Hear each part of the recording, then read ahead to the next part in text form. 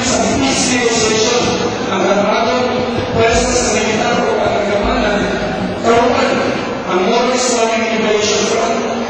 Bolsonaro ay agihin sa istorya, negotiation.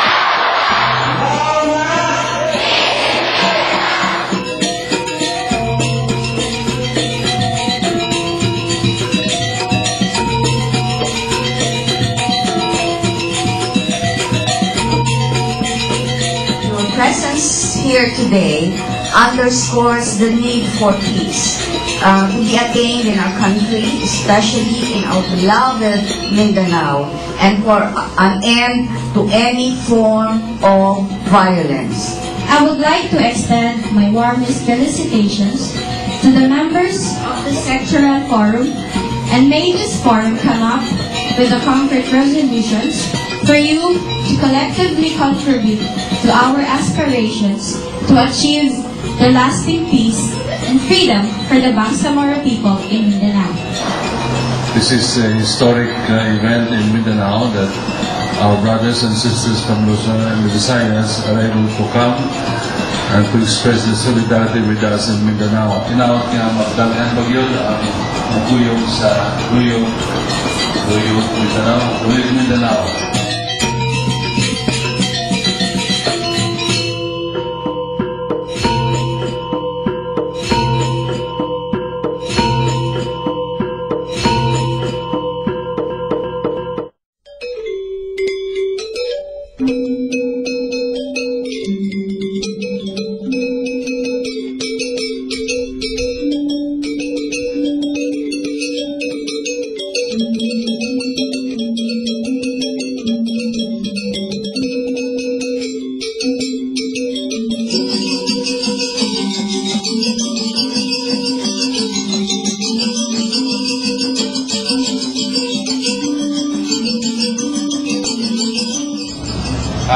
Kaisa po ninyo ako, nakikipasalamat. Actually, dinitigan para yun po nung napag-ibig ninyo po yung mga adhikain. No?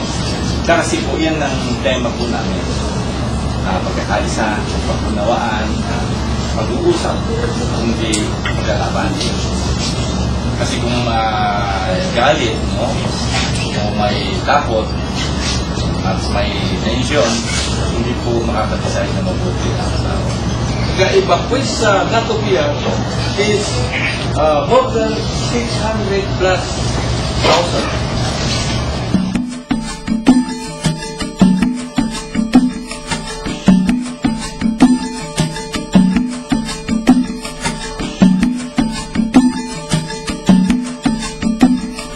Sana peace Mindanao, nauna.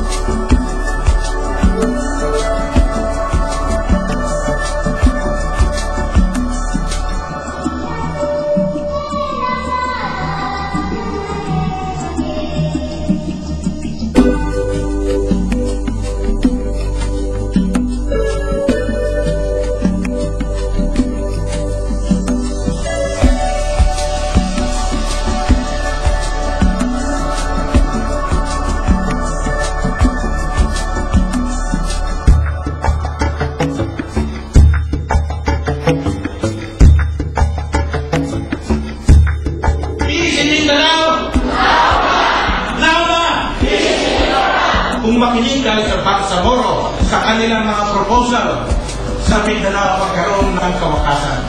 So they are prepared to fight another 500 years if they will not attain that right to self-determination, be able to see where the solution lies and where the spirit, the genuine spirit of Duyog Mindanao is. Duyog kita sa Mindanao o pakinggan natin ang mga Bangsamoro sa kanilang mga hilangain.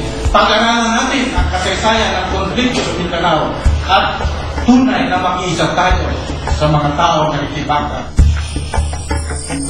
Citizens, civilians, peace advocates coming from all over Luzon, Visayas, and Mindanao, we hereby commit to the challenge of building and uniting for peace, especially in light of the resurfacing of biases and prejudices among and between peoples of Mindanao and the rest of the citizenry. We will do our best in helping bridge divisions, enlighten our families, friends, neighbors, and communities about the real Mindanao story. Please stop the war in Mindanao and return to your peace talks.